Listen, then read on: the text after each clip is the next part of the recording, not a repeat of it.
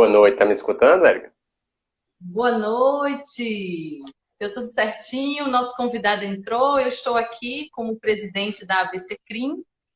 Quero me apresentar, meu nome é Érica Brum, sou advogada criminalista e tenho a honra nessa noite de receber o professor Júnior Flor. Primeiramente, agradecer a BCQuim, na figura do pessoa enquanto presidente, pelo convite. Estamos aqui para conversar, é uma conversa aberta, franca, e sobre duas coisas que eu gosto muito. De um lado, a literatura, do outro lado, o direito. Então, são duas coisas que, para mim, elas caminham juntas, caminham unidas. Muita gente não gosta, mas tem muita gente fazendo isso no Brasil hoje. Aliás, no mundo. Mas estou à tua Pois disposição, Érica. e se a gente tivesse que afunilar essa conversa e colocar a literatura e o direito penal especificamente, não é? Vamos começar falando dessa área que eu atuo, que é uma área tão bonita, né? Tão problemática, tão cheia de questões. E aí vamos ver onde é que a literatura ela se aplica nisso tudo. Vamos ter esse papo sobre isso, né?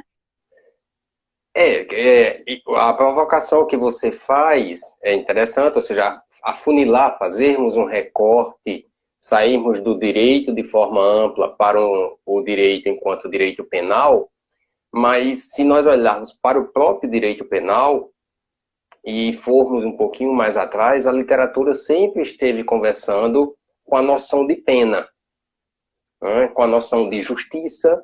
Eu estou chamando de noção devido à conceituação vasta que existe sobre a ideia de pena, como também sobre a ideia de justiça.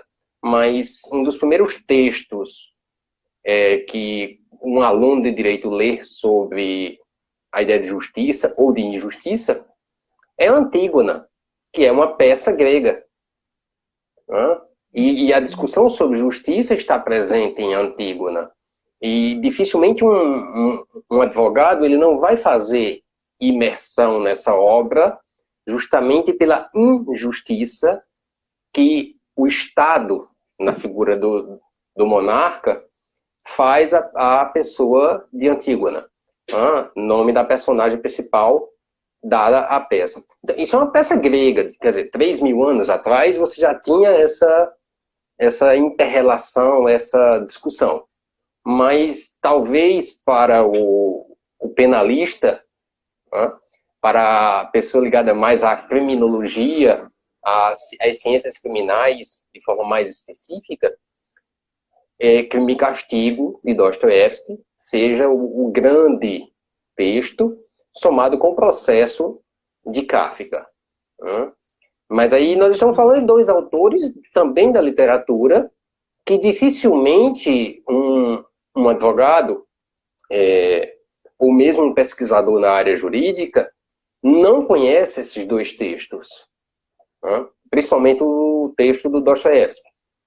Porque ali nós temos desde do crime penal em si mesmo, da noção de pena posta, a noção de crime.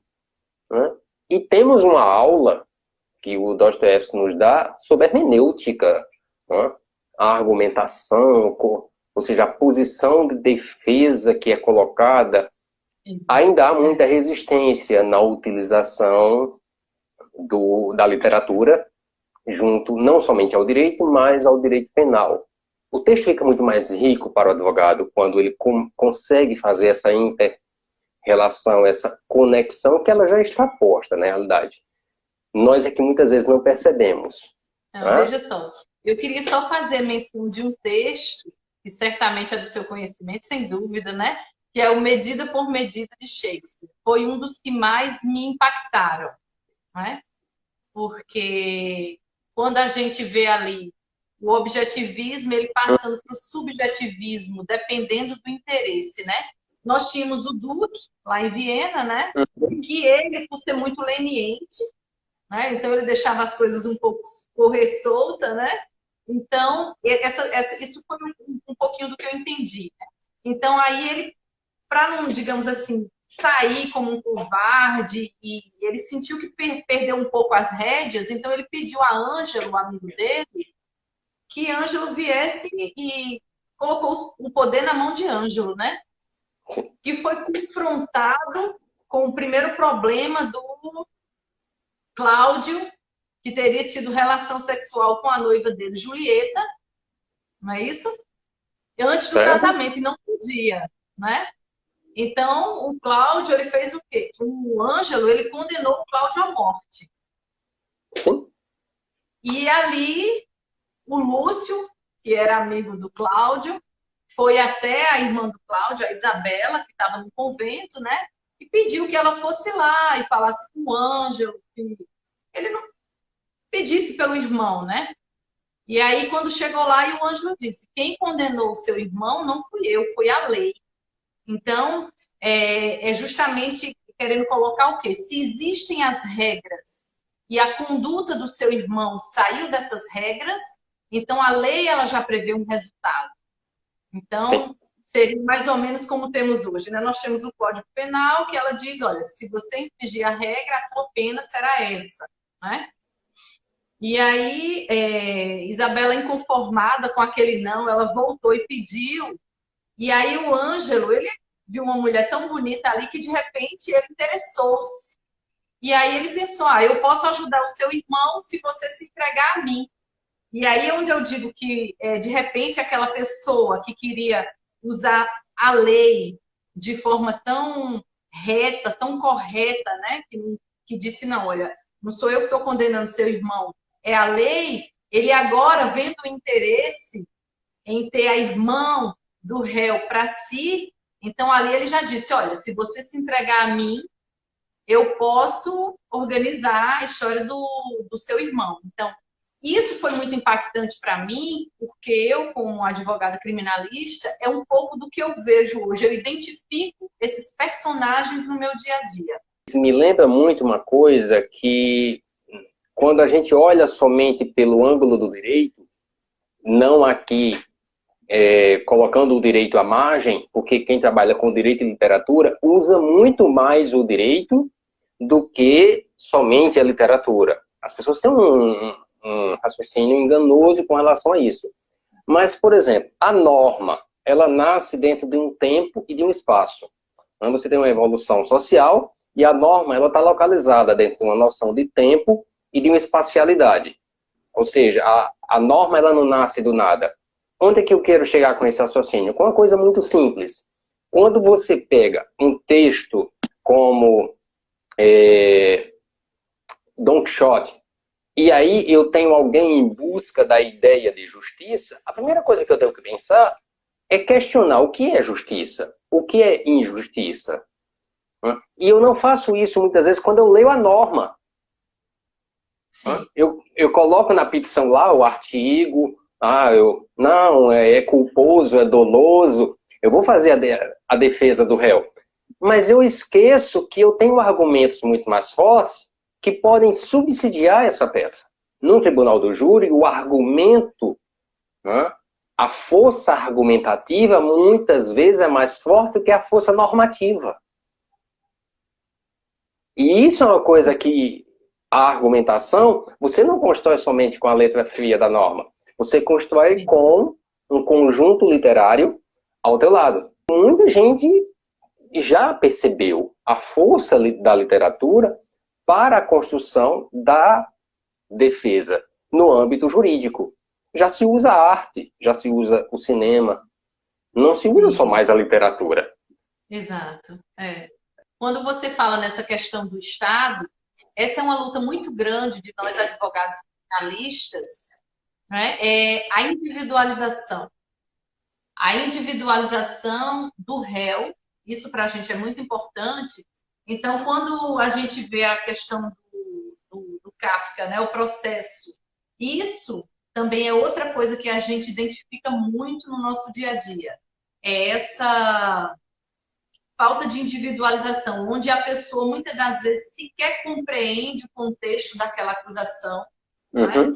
E ela, de repente, muitas das vezes, hoje em dia, quando se tem meios econômicos, né, pode-se pagar um advogado e tá ali, mas imagine a quantidade de pessoas que não têm essa possibilidade, e aí elas se veem como aquele banqueiro no processo, né, que ele nem sabia quais eram as acusações claramente, ele simplesmente estava ali ao léu, né? Então, o que eu acredito que nós precisamos ter como juristas, como advogados, é essa sensibilidade na leitura de poder identificar, nos identificar lá, identificar aquela história no nosso contexto, poder utilizar e ver como.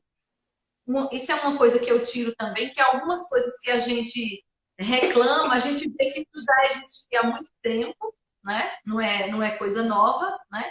E que nós precisamos ser vigilantes para que elas não venham a acontecer novamente. Voltando ao medida por medida, a gente sabe que ao final tudo se passou bem, porque houve toda aquela história, né?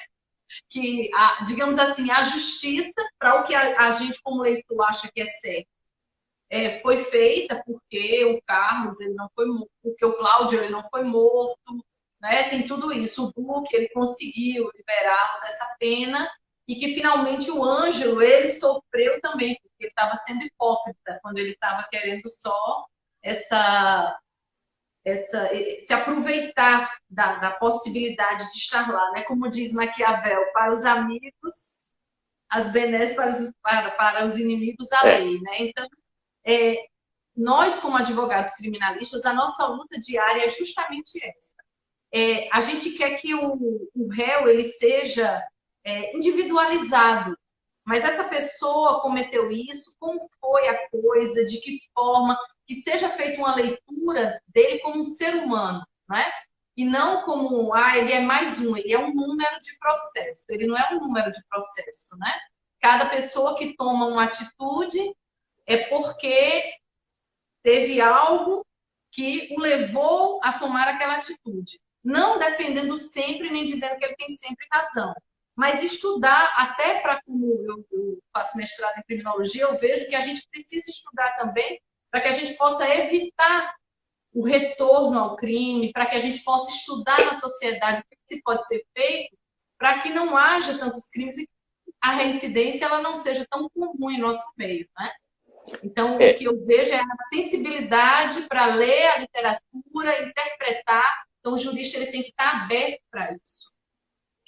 Muitas vezes o jurista e o criminalista, o jurista criminalista, muitas vezes também, não está aberto porque ele entende, e aí a individualização da conduta, que é uma expressão muito comum no direito penal, não é exclusiva do direito penal, mas ela é mais utilizada dentro do direito penal.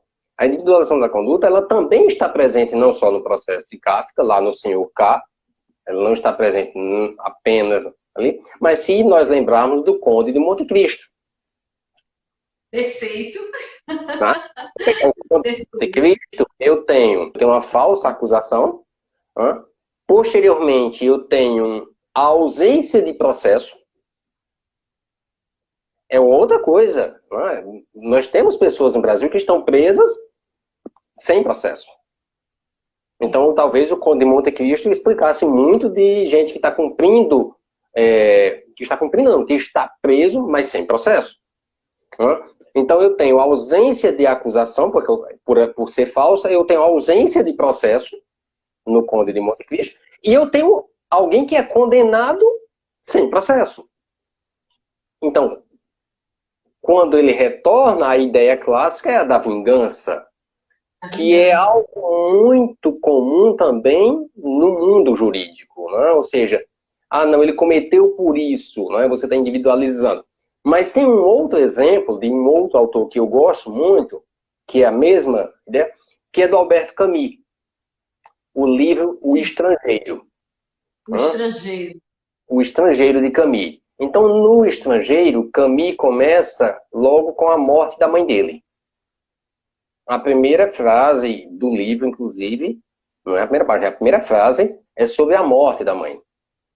Sim. E lá ao final do texto, lá ao final do livro, da obra, o que eu tenho? Eu tenho o personagem que foi julgado que está condenado.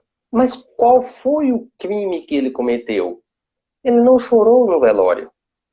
Não chorou no velório. Isso foi observado por todos. Foi observado por todos. Então, o que é que ocorre? Você tem um julgamento moral. Não é algo jurídico, mas ele é julgado. Então, há uma série de fatores que muitas vezes nós no campo do direito, olhando, repito, somente a letra fria, nós deixamos passar fatos que poderiam levar à resolução daquele caso concreto ou fatos que poderiam nos ajudar a defender aquela pessoa acusada de realização de um fato concreto. Eu gostaria de fazer uma observação sobre o estrangeiro. O que eu costumo dizer é que a gente, quando atua numa área que ama muito e que se sente completamente envolvido por ela, quando a gente vê alguma coisa, a gente já faz a leitura como criminalista, né? Uhum. Então, no estrangeiro, quando ele foi chamado pelo vizinho para depor, aquilo ali foi a primeira coisa que eu falei. Eu falei, tá vendo? Olha as testemunhas aí. Ele viu o que aconteceu e, por amizade ao vizinho, ele mentiu. Então, assim, o criminalista, quando ele vai lendo essas obras, ele já vai vendo ali, olha, como se o outro é o cliente e a gente já vai fazendo a defesa, né? Isso é em tudo. Eu costumo dizer que quando a gente vê um fato que acontece, a gente já imagina o que levou a pessoa a fazer aquilo ali. E nessa obra Estrangeiro, eu lembro que isso foi uma coisa que ficou muito forte para mim. Eu falei, poxa vida, até onde a gente pode confiar no testemunho de alguém?